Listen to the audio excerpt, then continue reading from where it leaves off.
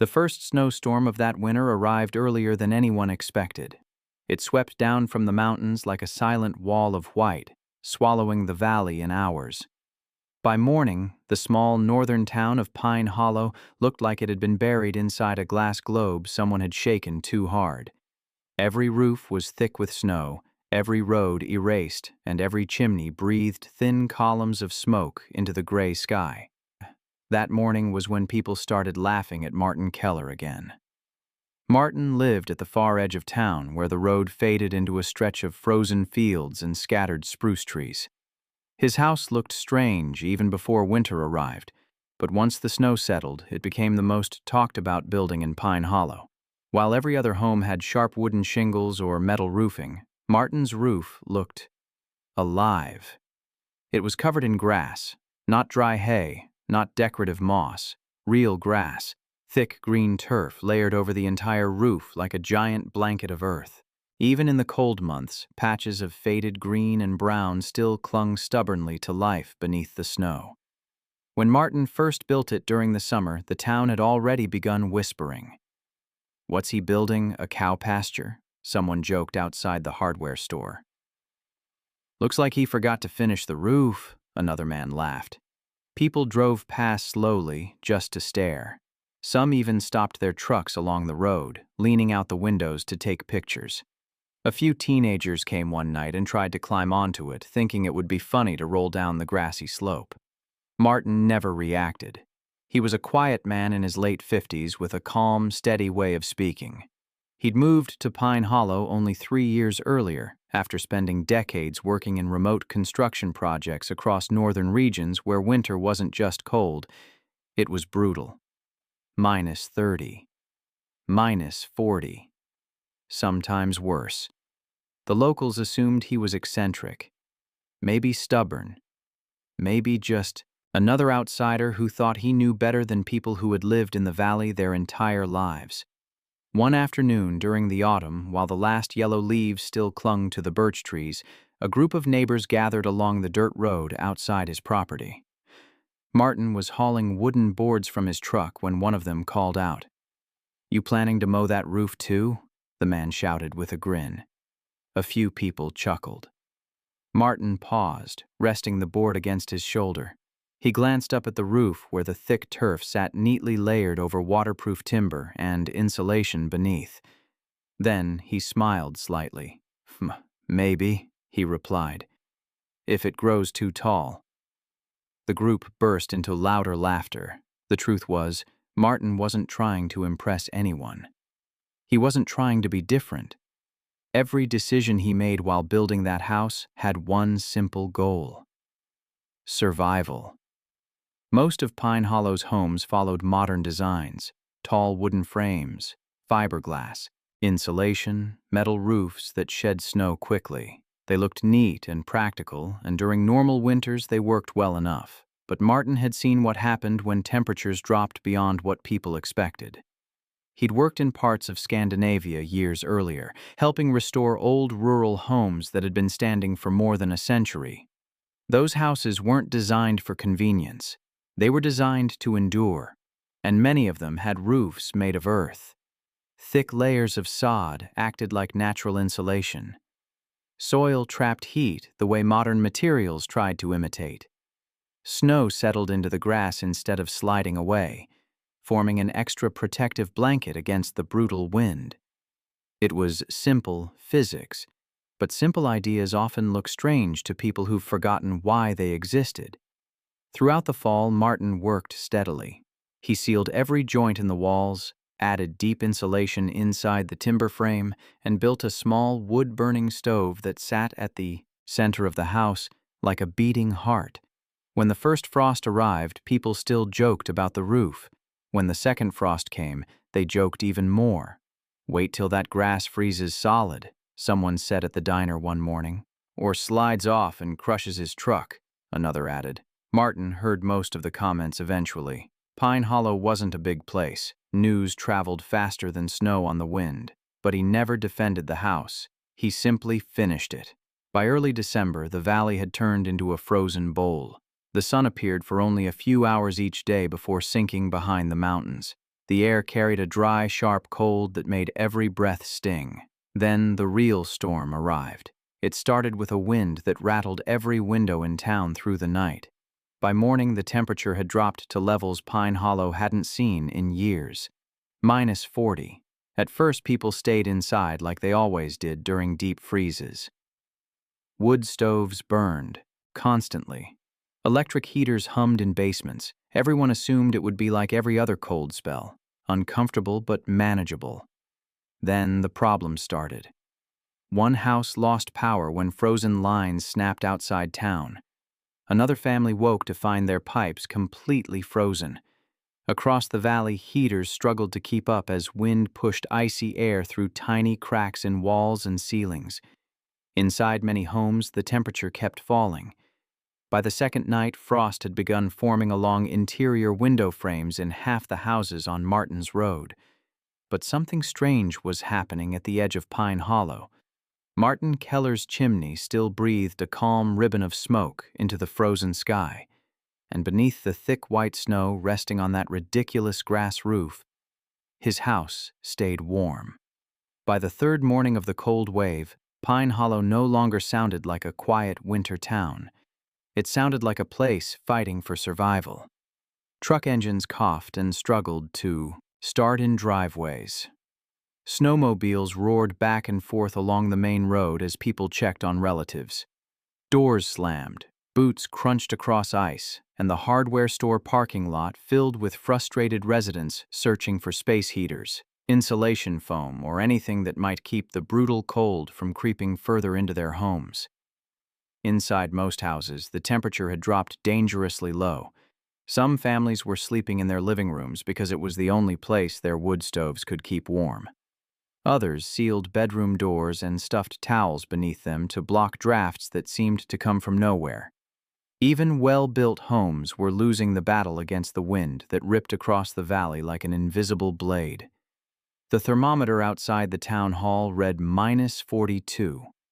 At that temperature, even small weaknesses in a house became serious problems. Pipes froze solid.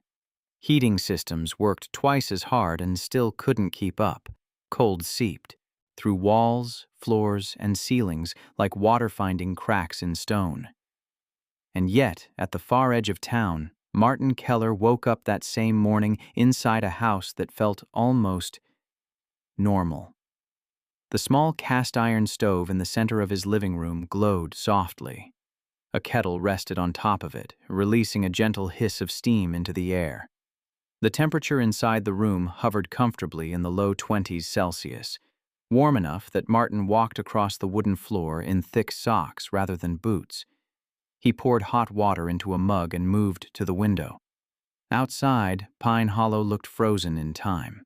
The fields were buried beneath waist-deep snow, and the wind carved swirling trails across the surface like ghostly fingerprints. Martin knew how dangerous cold like this could be. He had seen temperatures like these before in places far more remote than Pine Hollow. Entire work camps had shut down because the cold pushed beyond what modern buildings could tolerate. But his house had been designed for exactly this kind of weather. Above his head, the grass roof carried a thick, undisturbed layer of snow nearly 2 feet deep. Instead of sliding off like it would on metal or shingles, the snow clung tightly to the turf. That snow wasn't a problem. It was insulation. The earth beneath the grass formed another dense barrier, trapping heat inside the house. The roof essentially acted like a massive thermal blanket, preventing warm air from escaping upward, something that happens constantly in most homes during extreme cold. In Pine Hollow's other houses, heat was leaking out through rooftops and thin insulation layers faster than heaters could replace it. But Martin's roof held the warmth inside. He took a slow sip of coffee and listened to the wind scrape across the buried grass above him. The house barely noticed. Around noon that day, the first neighbor arrived. It was Dave McMillan, the same man who had laughed the loudest when Martin first started building the strange roof months earlier. Dave lived only 3 houses down the road in a tall 2-story home with a shiny steel roof that usually impressed visitors. Today, it looked like a frozen box. Dave's pickup truck rolled slowly into Martin's driveway, tires crunching through packed snow. The engine stayed running as Dave climbed out, his shoulders hunched against the biting air. He knocked on the door with stiff gloves. When Martin opened it, a blast of warm air spilled outside. Dave blinked. For a moment he simply stood there, staring past Martin into the cozy interior where orange firelight flickered against wooden walls. "How?" Dave said slowly, stepping inside. The difference hit him immediately. It felt like stepping into another world. His own house had been hovering just above freezing since the previous night. His furnace had been running non-stop, yet frost still crept across the corners of his windows. His youngest daughter had slept in a DOE winter coat. But here, inside Martin's house, it felt like autumn. Dave pulled off his gloves slowly, looking around the room as if he couldn't believe it. "You running some kind of special heater?" he asked. Martin shook his head. "Just the stove." Dave glanced upward toward the ceiling. Toward the roof everyone had mocked. "You're telling me that grass thing is keeping this place warm?" Martin smiled faintly. "It's not the grass," he said. "It's everything under it." Dave walked closer to the window, rubbing his hands together as warmth returned to his fingers. Outside, the wind howled across the valley, rattling frozen branches. Inside the house, the air remained still and comfortable. Dave let out a slow breath. "You know," he said quietly, "the pipes in my kitchen froze this morning." Martin didn't look surprised. "I figured they might." Dave stared at the fire for a long moment before speaking again. "You mind if I stay here a bit?" he asked. Martin gestured toward a chair. "Coffee's hot." Within 2 hours, 3 more neighbors had arrived, not to laugh this time, but because their houses were slowly freezing solid. By that evening, Martin Keller's small house had more people inside it than it was ever meant to hold. Boots lined the wooden floor near the door. Thick coats hung from every hook along the wall. Steam rose from mugs and thermoses scattered across the table, while the wood stove worked steadily in the center of the room, feeding warmth into the space like a quiet engine that refused to fail. Outside, Pine Hollow had turned into a frozen battlefield. The wind howled through the valley with a hollow, mournful sound that seemed to come from everywhere at once. Snow lifted off the ground in swirling sheets, racing across the fields and slamming against buildings with a dry hiss. Metal roofs creaked under the sudden contraction caused by the extreme cold. Somewhere, down the road, a generator coughed loudly, then went silent. Inside Martin's house, however, the atmosphere felt strangely calm. Dave McMillan sat near the stove, stretching his hands toward the heat. His cheeks were still red from the cold, but the tension had begun to fade from his face. Across from him, an elderly couple from 2 houses away shared a blanket on the couch Martin had built himself during the summer. A young mother named Carla sat at the kitchen table with her son, both wrapped in thick scarves they hadn't removed yet. Everyone kept glancing upward, not directly at the roof, but at the ceiling, at the invisible structure above them that seemed to be protecting them from the deadly cold outside. Finally, Dave spoke. "I don't get it," he said, shaking his head slowly. "My furnace has been running non-stop for 2 days. I've got modern insulation, triple-pane windows, the works, but the place feels like a freezer." He gestured around the room. And this house, it's warmer than mine with 1 stove." Martin leaned back slightly in his chair. He wasn't a man who liked lectures, but the curiosity in the room was obvious. "It's the way heat moves," he said simply. Everyone listened. Most houses are built to look clean and modern, but they lose heat constantly through the roof. He pointed upward. "Warm air rises. If your roof isn't designed to trap it, the heat escapes faster than your heater can replace it." Carla frowned slightly. "So, the grass stops that?" "Part of it," Martin said. The real insulation is the soil layer under the grass. Earth holds heat extremely well, then the snow on top becomes another insulating layer. Dave blinked. You're saying the snow is helping? Martin nodded. Exactly. Snow traps air pockets. Air doesn't move much when it's trapped, so it slows heat loss. The elderly man on the couch let out a low whistle. So that roof of yours is basically wearing a winter coat. Martin chuckled softly. That's one way to put it. For a moment, the room fell quiet again as everyone absorbed the idea. Outside, the storm raged harder. Temperatures dropped further that night, -45. In most houses across Pine Hollow, the situation grew worse. Frozen pipes burst in several homes. Electric heaters failed as circuits overloaded.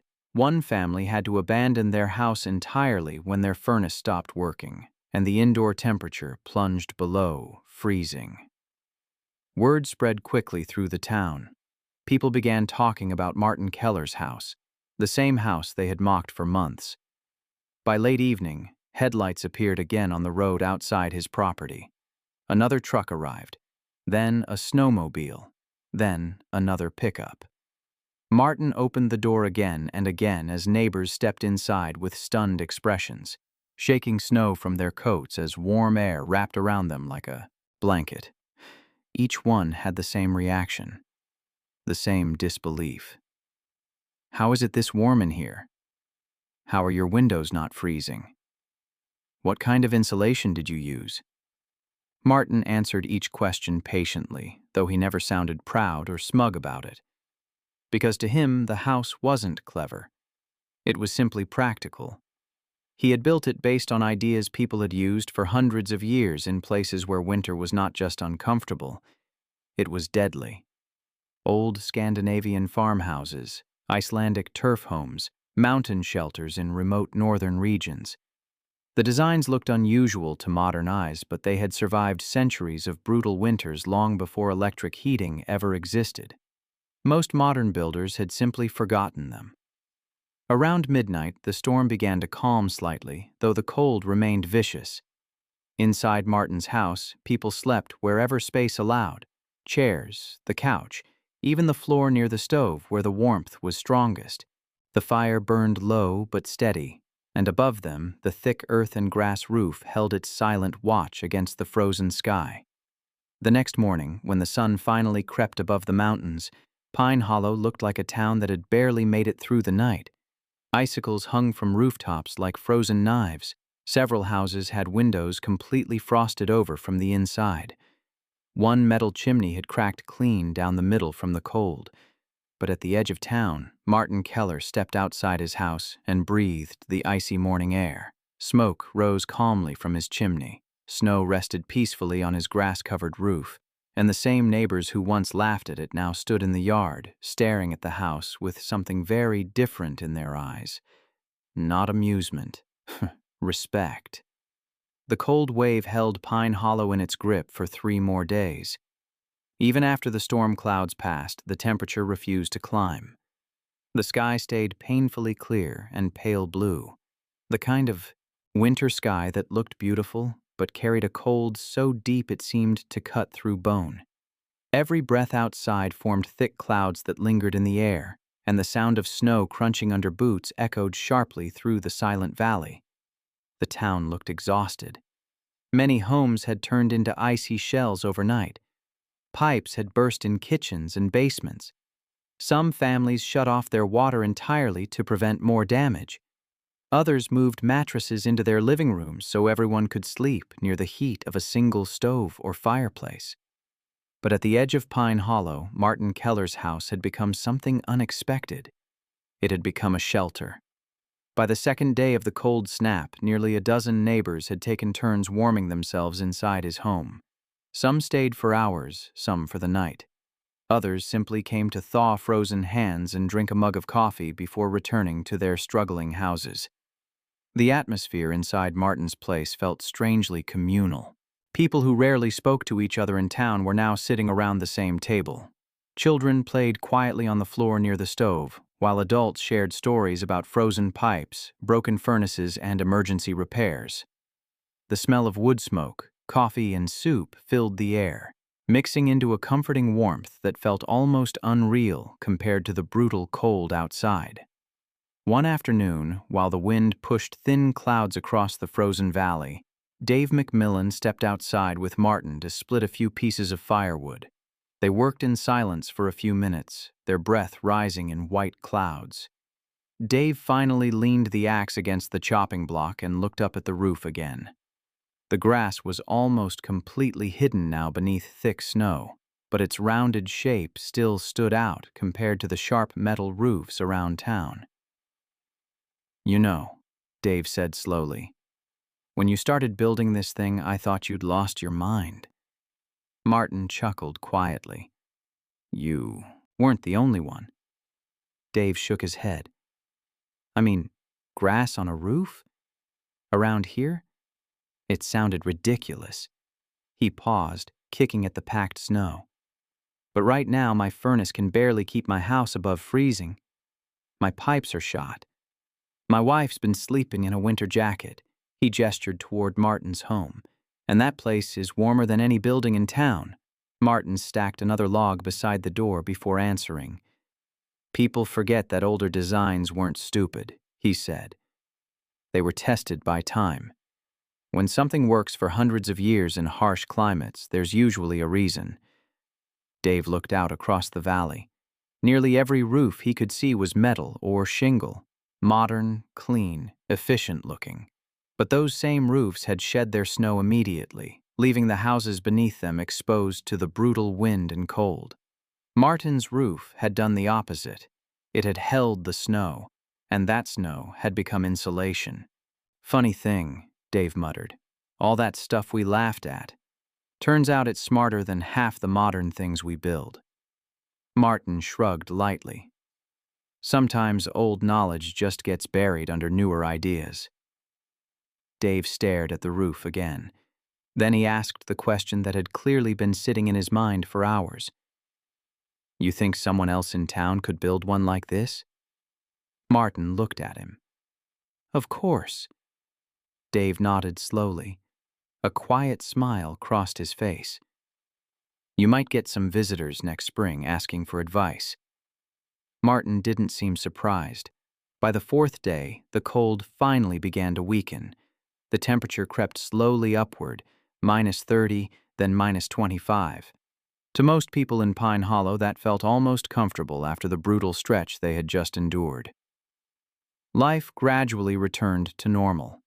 People repaired broken pipes. Furnaces were fixed. The hardware store sold out of insulation foam and replacement heaters. Conversations about the cold wave filled the diner every morning as residents shared their stories of frozen kitchens and sleepless nights. But one topic kept coming up again and again. Martin Keller's house. The house with the ridiculous grass roof.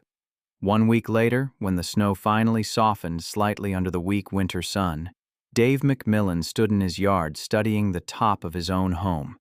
His shiny steel roof looked different now. Not impressive, just exposed. His wife stepped outside beside him and followed his gaze. "You thinking about it too?" she asked. Dave nodded. "Yeah." He looked down the road toward Martin's place, where the soft curve of the grass-covered roof still sat quietly beneath its layer of snow. "Huh. Turns out," Dave said with a small grin, "the guy we laughed at might have been the smartest one in town." And slowly, as the weeks passed and Pine Hollow recovered from the coldest winter it had seen in years, the laughter that once followed Martin Keller's strange house disappeared. In its place came curiosity, then respect. And by the time spring arrived, 3 neighbors had already asked Martin for help designing grass roofs of their own. Because when winter returned again someday, and in places like Pine Hollow it always did, they wanted their houses to stay warm too. When spring finally arrived in Pine Hollow, it didn't come all at once. The valley thawed slowly, almost cautiously, as if the land itself was recovering from the punishment of winter. Snowbanks shrank day by day. dripping steadily into muddy ditches along the roads. The river that had been locked in ice for months began to crack and groan before breaking apart and rushing free again. And as the snow melted from rooftops across town, the strange house at the edge of the valley began to look even more unusual. Martin Keller's roof slowly revealed itself again. At first, small patches of dark soil appeared through the melting snow. Then thin blades of grass pushed upward, stubborn and alive after months buried under ice. Within a few weeks, the entire roof looked like a small hillside growing on top of the house. People started driving past again, but this time they weren't laughing. One afternoon in late April, a pickup truck rolled slowly up Martin's gravel driveway. Martin was repairing a fence near the edge of his property when he heard the engine shut off. When he turned around, he saw Dave McMillan climbing out of the truck with a folded notebook tucked under his arm. Dave looked slightly embarrassed. "You busy?" he asked. Martin wiped his hands on his jacket and shook his head. "Not really." Dave walked closer, glancing up at the roof again. Now that the grass was fully visible, the house looked even more like something pulled from another time. Simple, solid, almost part of the landscape itself. Dave opened the notebook. "I've been doing some reading," he admitted. "Looked up those old Scandinavian houses you mentioned." Martin nodded. "Turf houses." "Yeah," Dave said. "Turns out some of them lasted hundreds of years." Martin smiled faintly. They were built to survive winters like ours. Dave flipped a page in the notebook where he had drawn a rough sketch of his own house. "I was wondering," he said carefully, "if you could help me figure out how to build one." Martin studied the sketch. Then he looked up. "You're serious?" Dave gave a short laugh. "After this winter?" "Absolutely." Over the next few weeks, the idea spread through Pine Hollow faster than anyone expected. It started small. Dave began tearing off sections of his metal roof and reinforcing the wooden structure underneath. People driving past slowed down, curious about what he was doing. When they saw Martin working beside him, measuring beams, explaining layers of insulation, helping stack soil and sod, the questions started immediately. At first, it was just neighbors stopping to watch. Then it became neighbors asking, "How thick does the soil need to be? Won't the roof collapse under the weight? Where do you even get that much turf?" Martin answered every question patiently. He explained how the wooden beams needed to be reinforced, how waterproof layers protected the house beneath the soil, and how the grass roots helped bind everything together. By early summer, 2 more families had begun modifying their roofs. By the end of July, 5 houses in Pine Hollow had small patches of turf growing on top. The town that once laughed at the idea now talked about it like a quiet revolution. One evening, near the end of summer, Martin sat on his porch watching the sun sink behind the mountains. The valley glowed orange and gold in the fading light. Across the road, Dave stood on a ladder finishing the last section of turf on his roof. When he climbed down, he looked over at Martin and waved. "Looks ridiculous, doesn't it?" Dave called with a grin. Martin laughed. "Give it a few months." Dave leaned against the ladder, staring up at the new grass roof covering his house. "You know," he said, "last year I thought that thing on your house was the dumbest idea I'd ever seen." He shook his head slowly. "But when that cold hit 40 below, my place nearly froze solid." He pointed toward Martin's house. "And yours didn't even notice." Martin didn't say anything for a moment. He simply looked across the valley where more and more houses now had small green rooftops blending into the landscape. Old knowledge, quietly returning. "Funny how that works," Dave said. Martin nodded. "People laugh at something until it saves them." That autumn, when the first frost touched Pine Hollow again, the town looked different than it had the year before. 6 houses now had grass roofs. They stood quietly beneath the fading leaves and gray skies, waiting for winter to return. And when the snow finally fell again months later, thick, heavy, and silent, the rooftops of Pine Hollow no longer looked exposed and fragile. They looked ready, because the house that once made everyone laugh had taught the entire town something simple. Sometimes the smartest ideas are the ones people forgot first.